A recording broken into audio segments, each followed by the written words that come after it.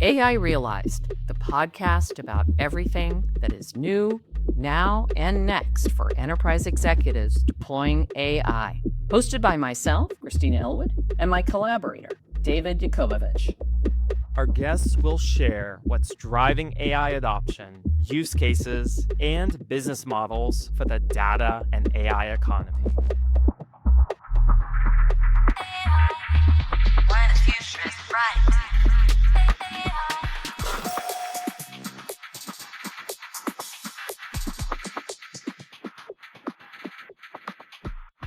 Welcome to AI Realized, the podcast for enterprise executives leading AI deployments.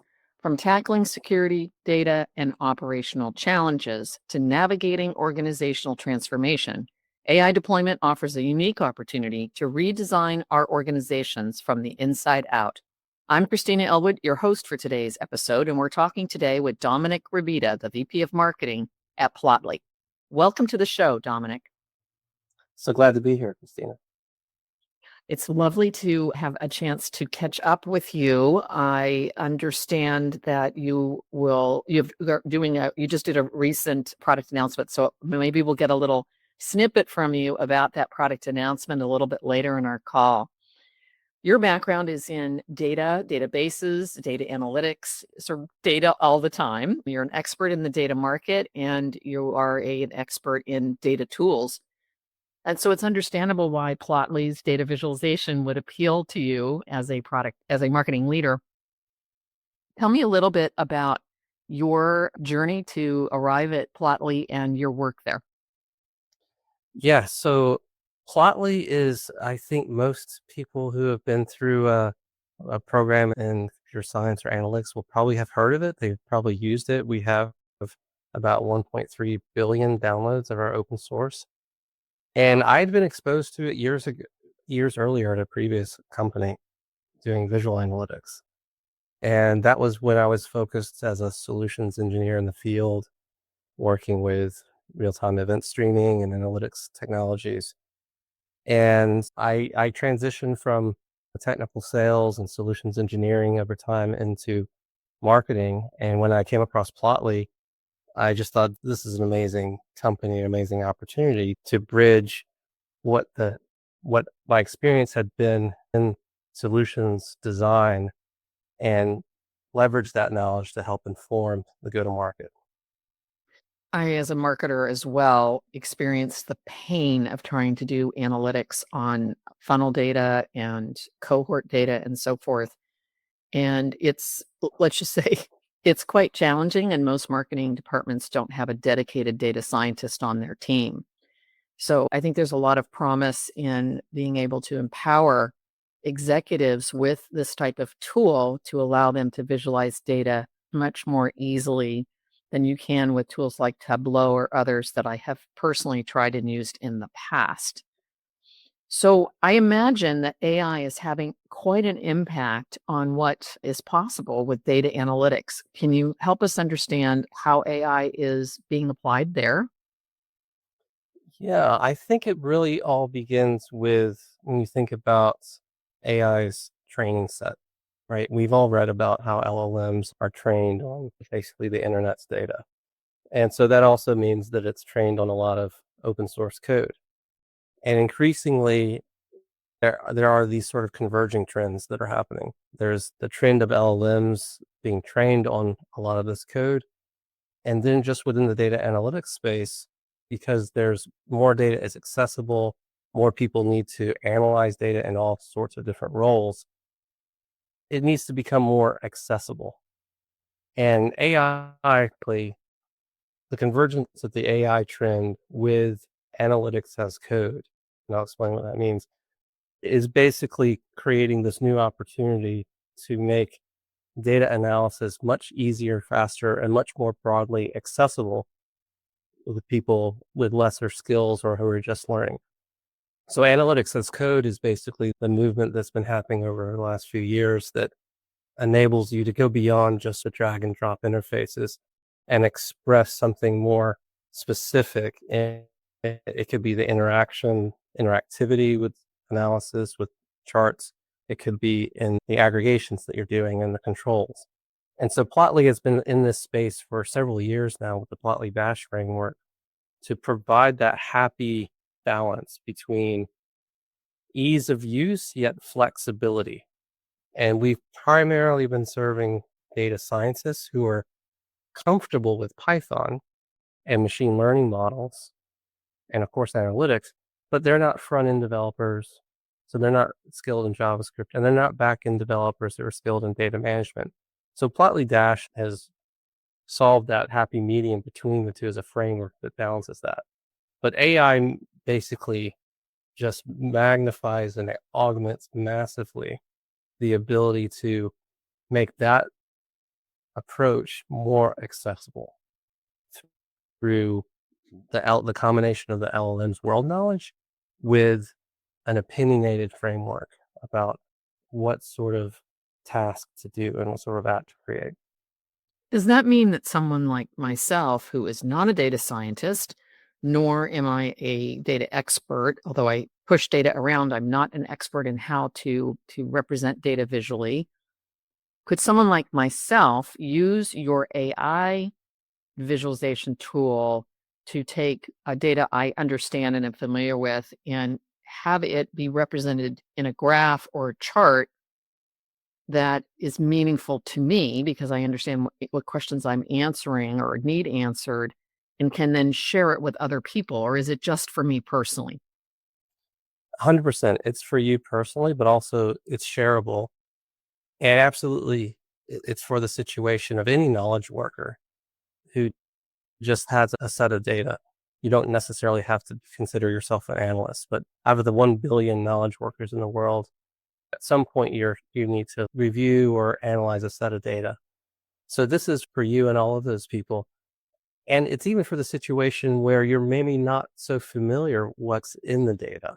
And I'll give you an example. We, like every company, is working with cybersecurity experts. And this is a use case that our cybersecurity expert raised, which is they're looking at all sorts of logs all the time. They're looking for new patterns. And it's always an arms race in security. And so often they are not quite sure. They know the known patterns, but they don't yet know the unknowns. And so they're looking for early signals for ways to detect that. And this is useful for them even in just taking a log set, dropping it in, and instantly getting a narrative that explains what's in the data with interactive visualizations to do that. And of course, yes, you can deploy with just with one click to Plotly Cloud.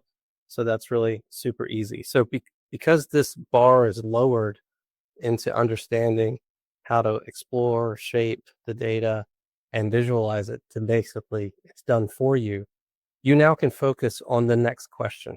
And often it raises questions you hadn't thought to ask about your data if you don't know the data set very well, like the cybersecurity example or what you're looking for. It can accelerate getting to those next better questions and get you faster to insights. Yeah, we definitely saw that in product-led growth data where we were looking at cohorts and trying to understand who is truly stuck and who is just on vacation, right? What do these cohorts, these dead cohorts mean, or these seemingly dead cohorts? And what is the activity, anomalous activity behavior, and is it a positive or negative anomalous behavior? So we could divide people into different cohorts to understand where are they experiencing friction, or is it a signal that they need assistance or something like that? So it's not like your threat detection scenario where you're looking for the anomaly more than or the unknown pattern more than you're looking for the known pattern. Is that a good example of the kind of case that you could find unexpected insights? Yeah, most definitely. I think in that early data exploration, AI is really effective at helping you. And we would say what we're doing with Plotly Studio makes that even simpler and faster. But data scientists would call this exploratory data analysis or EDA. And AI definitely augments and accelerates this phase of the process. At Plotly, we go further than that. We take that initial application, which we call a data app, and we can secure it and deploy it, make sure that it scales, et cetera, for the needs of an enterprise. So we are applying AI in a way that accelerates that first insight with the data and enables a new kind of rapid iteration. And I guess importantly, I should say that like it's not based around the chat paradigm. Mm. We previously were approaching it this way, like last year, and we're looking at the next iteration of what that capability would be, and just realize that with the chat interface, you just need a little bit more guidance about what's the next thing. And so our approach is to allow the data to be ingested directly, interactive visualizations and components to immediately be created, and as well as natural language specifications. And so these specifications are, they don't require you to learn any sort of analytical language. It's much simpler than that. And it's just English descriptions of what each component does. And it's by component that gets, whether it's a chart or a table or a filter control, those sorts of things. And then that's your first step to do the exploration after the first generation. And so we think this is a step change in itself and how AI is used in user interfaces and user interactions. Interesting. So let me see if I am gathering the importance of what you're saying. So instead of me talking to a chat interface and loading my data into the chat or using the API to connect it and saying, these are the things I want to look at, give me tables, columns, and rows of this and that. Instead of doing that, I'm just feeding my data into this AI tool and it's organizing it into the graphs for me just based on what it's reading in the data. And then I can change it from there. Is that what you're saying? That's exactly right. You don't have to even give it that first prompt. The data itself is the first prompt. I see. I see.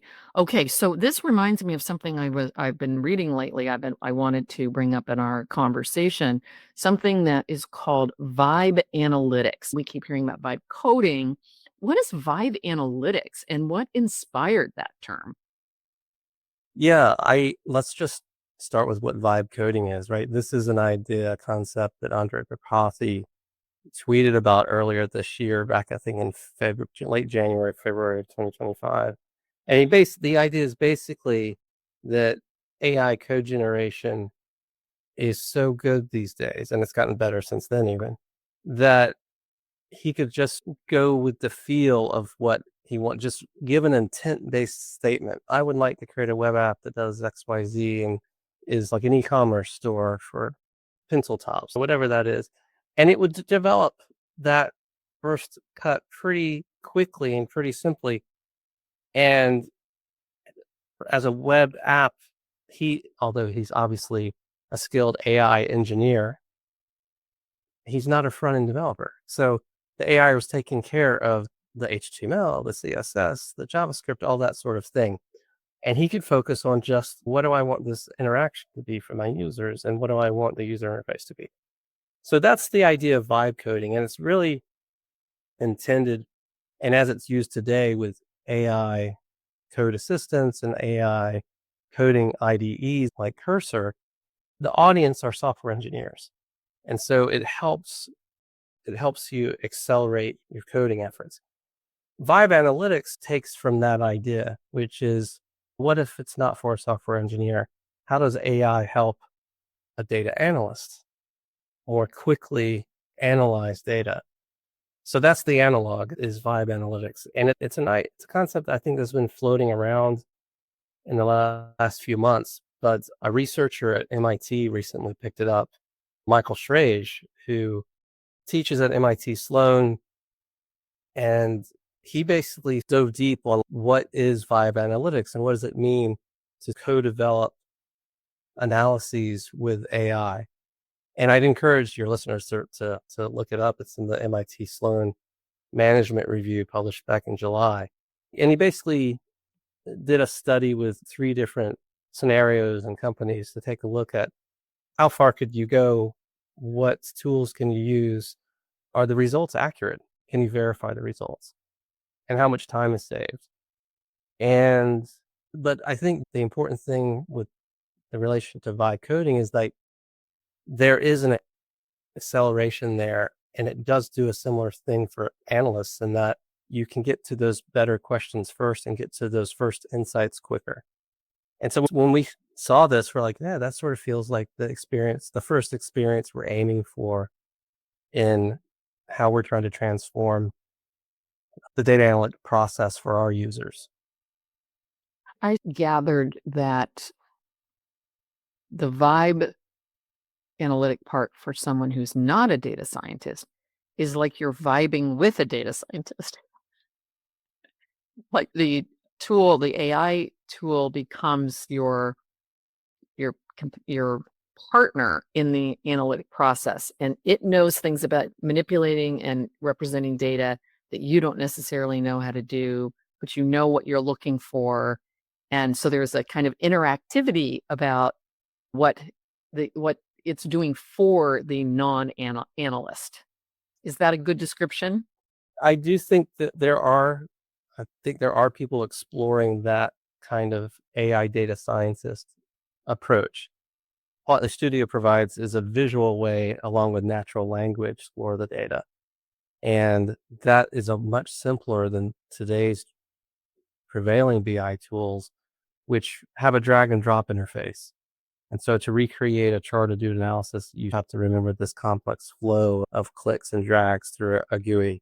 But this lowers the barrier and really compresses that cycle into just fast iterations with natural language and visualizations. Yeah, I can really see there's a lot of applications independent of AI initiatives for sure. And this ability to take the first step in your sort of vibe analytics step, and then to be able to go further than that to do analytics that are more sophisticated is really appealing. I'm wondering if there is a natural type of AI initiative that an enterprise might be working on that this data visualization capability is particularly well suited to. That's a good question. I think that it's wherever you've got this readily available data. I think speaks to the big challenge. You may have data today that is a little bit messy. And I think that's the scenario in lots of situations. Even data scientists, even today, years into this, will say that there's a large percentage of their work that is dealing with the messy data, cleaning up the data, shaping the data, aligning the data, refining it, making sure the syntax is California abbreviated with capital CA, or is it spelled out, or all of these sorts of things, so that you can then bundle, aggregate, and compare like to like. So this approach with AI really helps in cleaning up the messy data and refining it. And Mm. it, in a large part, it's a good test of how messy or clean your data is. And so we experience this ourselves in our own QA testing cycle, because we're testing hundreds and hundreds of data sets every night in our nightly builds. And we have a huge array and spectrum of data quality across these sets purposely.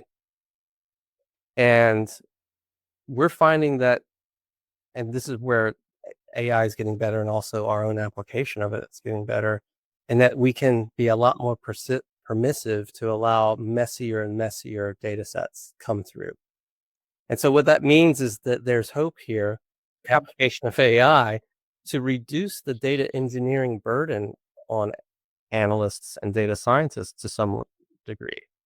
I won't venture a guess as to what that percentage is, but it looks very good, because in our own sets we can see, is Plotly's generation of the visualization and the insight, does it complete? Is it relevant? Has it compared the right variables? And that's a measure of the messiness of the data, because it can really interpolate a lot of things for you. It's combining the world knowledge of the LLM.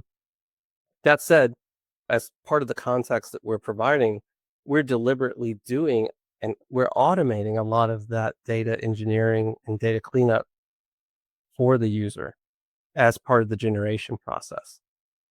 We're finding lots of these opportunities to apply AI in the small, so to speak, to make the overall process like 20, 30, 50% better.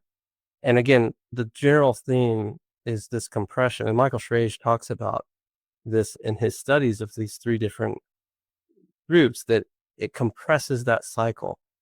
Now they're doing it with piecemeal tools stitched together. What we've built is a system that leverages all of those learnings, hides that complexity, and just gives you a simple interface that anybody can use. And you don't have to know what's going on in the covers. But I think people who work with data a lot will recognize, as they experiment with this and throw messier and messier data sets at it, it just works, surprisingly. Yeah, that's interesting. Of course, everybody is working with data sets that's using AI, and almost all the data that we have is dirty in some way or another. So that is a value that everyone working with an AI initiative can get from using this type of approach. The visualization component, of course, is a different value proposition than that. And there certainly are plenty of use cases where the data visualization seems like they'd be a natural fit. But deploying AI isn't just a technical problem. It's also a cultural, organizational, or even an ethical problem. What barriers do you think which barriers do you think this helps to address? Yeah, that's a great question. I think, first of all, everybody needs to be thinking about this, because we need to be applying AI to our tasks and jobs, but we need to do it in a secure way that maintains privacy, and in an ethical way. And we need to be aware of what the AI is doing, because in the end, the user of the AI is the responsible party. You're the one really that's sending it on this task. What we find with our customers is, in this realm of having AI powered data apps and data analysis, is they want to maintain their data privacy, their corporate data privacy. So the way that we do this with Plotly is through their private LLM. And so this ensures that when they upload a data set, it's within their secure boundary. When there are calls to the LLM, those calls are private, and the LLM's not training on their data. Yet they can benefit from this result, that it's within their secure boundary and the data is not being trained on, so they can adhere to their security and privacy constraints. And that's important, I think, for anybody working with AI. If you're building an AI system, you need to be really clear about what data is it using, what's being passed to the LLM, what gets shared, what are the security vectors that could be exposed in that process. Is Plotly Studio using the small language model that is part of the desktop download, or is it using a large language model that is in the cloud, or what's the model that you're using? We're using a large language model. We are looking at in the roadmap in the future as to how we might use an ensemble and small language models. And in fact, we previously worked with a company named Tab9 in that area that provides, and they're one of the early innovators in AI coding LLMs. And that's something that is something we're looking at. At the moment, the advancements in the LLMs are going so fast that the large language model approach is working fairly well. That said, everybody sees that the costs of LLMs aren't coming down quite as quickly as were expected. But the previous versions models, depending on what task we're doing, turns out to be those costs are coming down quickly. So you don't have to always be at the cutting edge for every task. And so there's an opportunity there to basically hedge your bet on costs and still go with a trusted LLM provider. But as far as that's your question of a local LLM, we've talked to our users about that, and many of them aren't yet to the point where they're running local LLM infrastructure. Although there are some pretty good ways to do that now with Olama and VLLM actually for a more production based scenario.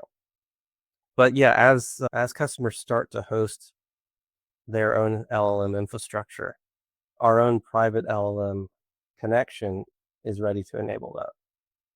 Yeah, that makes a lot of sense. It would seem to me that a neurosymbolic model would be appropriate for your work too.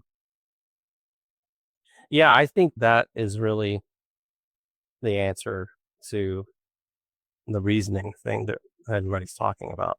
I don't think large language models are designed to do any kind of reasoning, although that's how they're talked about quite a lot. And there's been a lot of work by people like Gary Marcus and others who are experts in this area, and they're pretty objective tests that you can see that LLMs are great at basically mimicking the human mind's ability to do associations. It's amazing. Hey, we went to San Francisco last week and we went to the theater where it can come up with plausible next word predictions of what that was. And that's very much like when you haven't thought about a past memory in a while and it feels somewhat familiar, but you can't quite put your finger on it. And then your friend completes the statement. LLMs do that association really well. And it's very sophisticated pattern matching across a multidimensional vector space. So that's great. And this is how lots of people are using that capability to build. But reasoning is something different than that. And that's where neurosymbolic AI fits. There are some companies working on that. I do think that's where the combination could be very interesting. The associative power of an LLM put together with the reasoning ability through formal logic of a neurosymbolic system. But from my reading of that, that is still very much a research and development area in academia. There are a few companies out there that are doing it, but I haven't seen a successful production business application of it yet. Perhaps that'll be something we're talking about the next time we have you on the show. Yeah. What is your guidance for executives who are leading AI initiatives as it relates to data visualization? I think there's a lot of excitement of applying AI to data analysis and data science. You don't have to build it all, I guess is the key thing. There are a lot of companies like Plotly and others who are using the LLM as a building block to do something very specific to enable these tasks around data analysis and data science. And we're calling that AI native.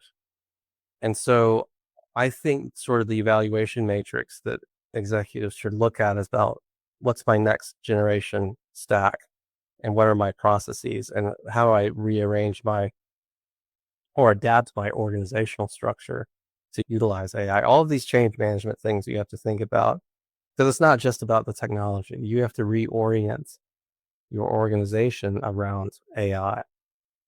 So my suggestion is, first of all, don't feel like you have to build all of these AI systems yourself. And I think in every functional area of the business, we're seeing like there are companies with technologies that want to turn marketers into engineers. There's this concept of a go-to-market engineer. And to me, that's a little paradoxical because as a marketing leader myself, I want my marketers to leverage AI, but I don't want them building systems. In my marketing ops team, yes, there is system development and operation, but I don't want it at a low level of using an AI agent SDK. And I don't want them spending time debugging API calls. I want them working at a much higher level that allows AI to be force multipliers. And so that's my advice. That's my own philosophy in marketing and how I think about AI and go-to-market. And I think it applies across other functional areas.